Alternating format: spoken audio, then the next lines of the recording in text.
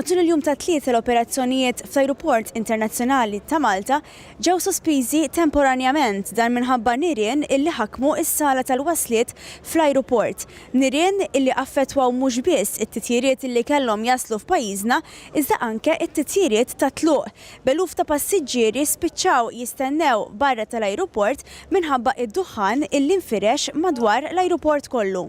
Mijiet ta' persuni ġew evakwati mill-ajruport kmieni it-tlieta war nofsinhar wara li nirien ħakmu akwarju fis-sala tal-wasliet.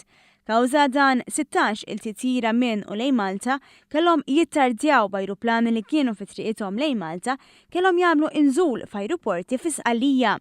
Minkelli in-nar ġie ikkontrollat fi ftit ħin, l-operazzjonijiet fl-ajruport kellhom jitwaqfu ħesrem bħala prekawzjoni għal madwar satejn. Il-kap tad-Dipartiment tal-Protezzjoni Ċivili Emanuel Bsajla qal li in-nar intefa' ftit minuti wara li ġie identifikat minn fejn kien ġej. Meta ġejna hawnhekk sibna li hemm bżonn isir evakwazzjoni, speċjalment fil-parti tal-arrivals. Il-panels bdew jimmarkaw li hemm xi nirien. Ħadna l-proċeduri kollha neċessarji biex nibdew insibu u nallokaw in-nirien. Fl-istess ħin ħadna l-istess miżuri biex nagħmlu wkoll evakuazzjoni fid-departure. Għamilna hekk għaliex id-duħħan laħaq inferex fis-soffetti. Ħadna ftit tal-ħin sakemm allokajna eżattament fejn kien in-nar peress li l-ajruportu kbir u l-panels bdew jimmarkaw f'ħafna postijiet differenti.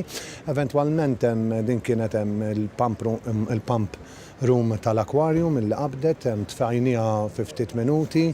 Bil-Protezzjoni Ċivili kellha ekwipaġġ ta' 25 pumpier li ħadmu id-fit mas servizz tas-sigurtà tal-ajruport, il-Pulizija, il-Forzi Armati ta' Malta, flimkien ma' tim tal-emerġenza u l-uffiċjali tal-Ajruport Internazzjonali ta' Malta. Konna hawnhekk minn 3 stazzjonijiet, kellna x-Xemxija, kellna Kordinu Ħalfar, ħadna l-miżuri biex nimmenjaw ukoll fl-istess nifs l-istazzjonijiet li issa kienu qegħdin hawnhekk fl-operazzjoni biex aħna qatt ma ninqabdu mingħajr nies fis-stazzjonijiet oħra. Kellna madwar 25 persuna bl-uffiċjal b'kollox u madwar 7 vetturi tat-tefi tan-nar. L-operat tal-Ajruport Internazzjonali ta' Malta reġa' lura għal normal għal ħabta 3:30. B'numru ta' Maltin u turisti li kienu fl-ajruport, sqarru magħna l-uffiċjali tal-ajruport offrewlhom l-assistenza neċessarja. Bħalissa t-tira tagħna għadha ħadd tiġi posposta b'3 kwarti. Però naħseb li l-istaff kien vera professjonali, dejjem ħajkun hawn it-taħwit imma qatt huma stess naħseb ma kienu jafu l-ħin kollu x'inhu jiġri. Però ppruvaw jieħdu ħsiebna mill-iktar li setgħu naħseb jiġifieri m'għandix ingerger. Aħna inżilna mill-ajruplan ġew għalina bil-navetta ngħidula bit-Taljan u żammewna barra fejn nisoltu nidħlu biex naħdu l-bagalji u ħadd ma qalilna xejn insomma. Stennejna jien intant ħadd l-informations fuq internet u stennejna insomma għadna nistennew ftit. They got us out right before the fumes showed up in the airport. So evacuation happened before